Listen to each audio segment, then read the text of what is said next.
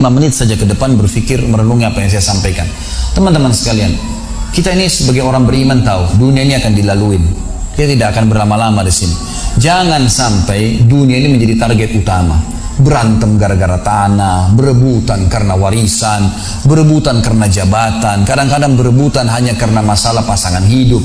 Untuk apa? Untuk apa teman-teman sekalian? Dunia ini mungkin di mata antum kelihatan besar kalau dekat. Misal, saya tidak tahu bapak-bapak mengerti nggak. Kalau ibu-ibu biasanya langsung mengerti kalau masalah contoh-contoh perhiasan. Kalau ada orang punya berlian, besarnya seperti bola pingpong, kaya nggak? Rupanya ada juga bapak-bapak yang paham. Itu kaya luar biasa nih. Kalau dia punya berlian seperti bola basket, kaya nggak? Coba taruh berlian yang seperti bola basket itu di tanah, terus antum naik pesawat ke atas.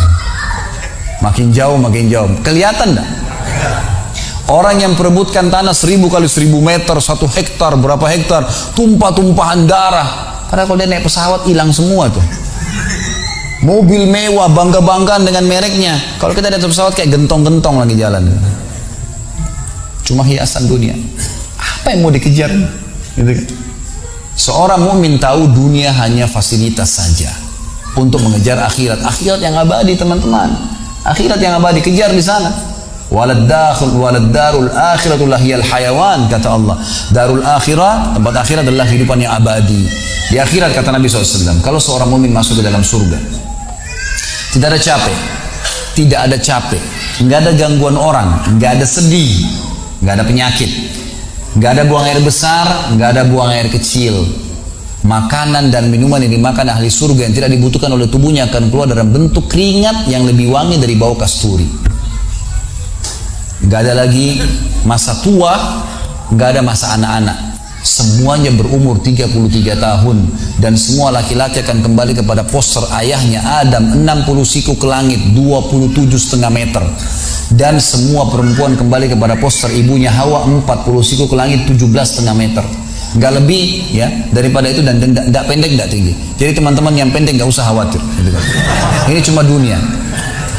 Sampai orang beriman pun tahu kalau ada orang lahir dalam kondisi fisiknya luar biasa, matanya buta, telinganya tuli, tangannya, kakinya semua putus gitu kan, itu tetap bagi orang beriman punya nilai, karena itu cuma dunia. Begitu dia meninggal, jasadnya akan dimakan oleh tanah, sebagaimana sabda Nabi SAW, semua jasad kalian akan dimakan oleh tanah kecuali tulang ekor kalian, yang darinya Allah akan tumbuhkan kalian.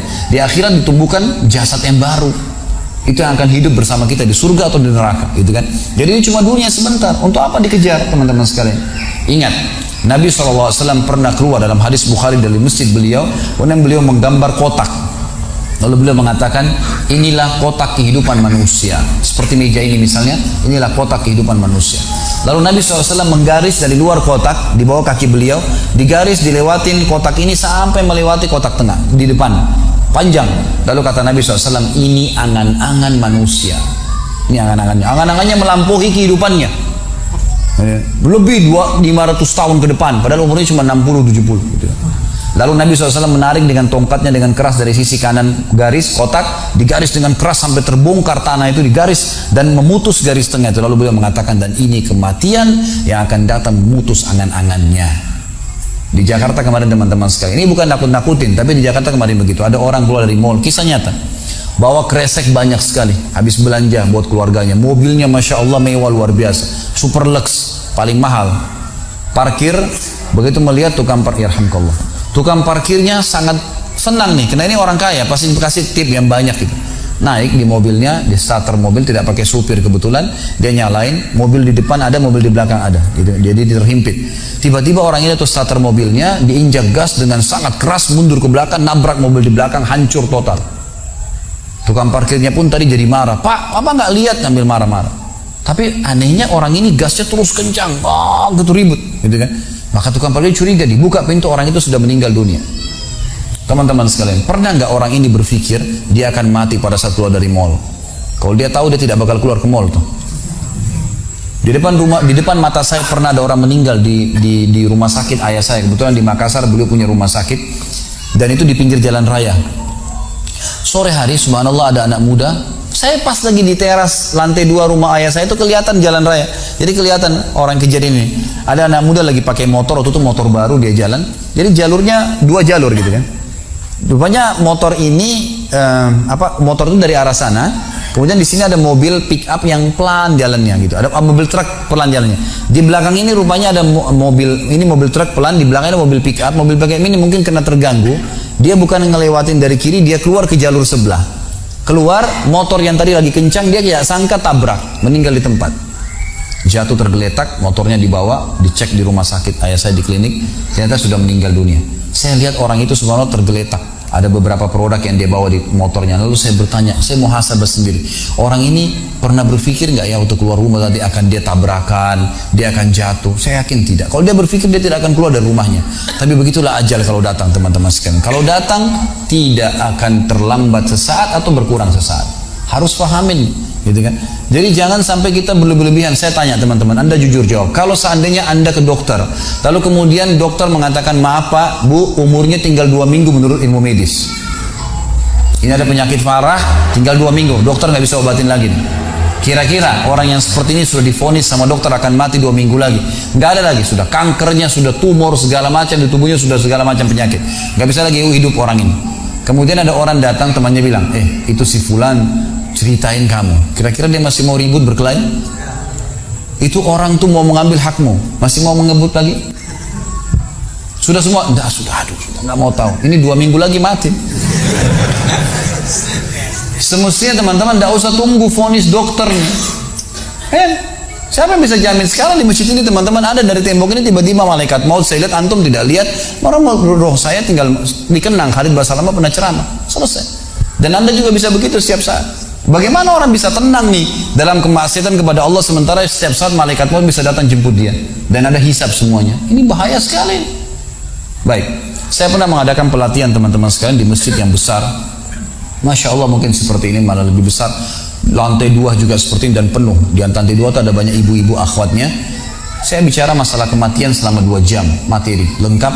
Kemudian setelah itu sebelumnya saya bilang sama panitia tolong supaya lebih hidup suasananya, siapkan kebutuhan jenazah, meja, kain kafan, sama menyan-menyannya semua. Kemudian di sebelah masjid buatin liang lahat. Baik Ustaz, dibuatlah. Selesai saya ceramah 2 jam, saya bilang, Bapak Ibu sekalian, saya mau ajak Anda 5 menit coba menjadi jenazah. Ada yang mau? Sempat ada yang angkat tangan depan saya. Kebetulan ini teman kita ini, saudara kita tukang batu. Adiknya dia kembar anak SMA sering ikut pengajian saya gitu. Dia hadir juga. Dia bilang, saya Ustaz. Baik, silahkan. Pak, saya minta tolong satu hal ya. Kalau Bapak naik nanti di atas meja ini, dibungkus dengan kain kafan oleh panitia, tutup mata Anda dan bayangkan Anda sudah mati dan dengarkan apa yang saya ucapkan. Baik Ustaz, baik. Saya juga bilang sama panitia di atas masjid waktu itu, ibu-ibu, silakan kalau ibu mau coba, panitia tolong bantu. Saya sudah pandu waktu sebelum pengajian. Ringkasnya adalah dia naik. Subhanallah, begitu dia naik, Bapak Ibu sekalian, orang ini naik di atas meja, begitu tutup matanya dan ditempelin kain kafan di pipinya. Ini kain kafan asli kita beli. Ditempel di pipinya, langsung dia nangis. Nangis dia, terisak-isak.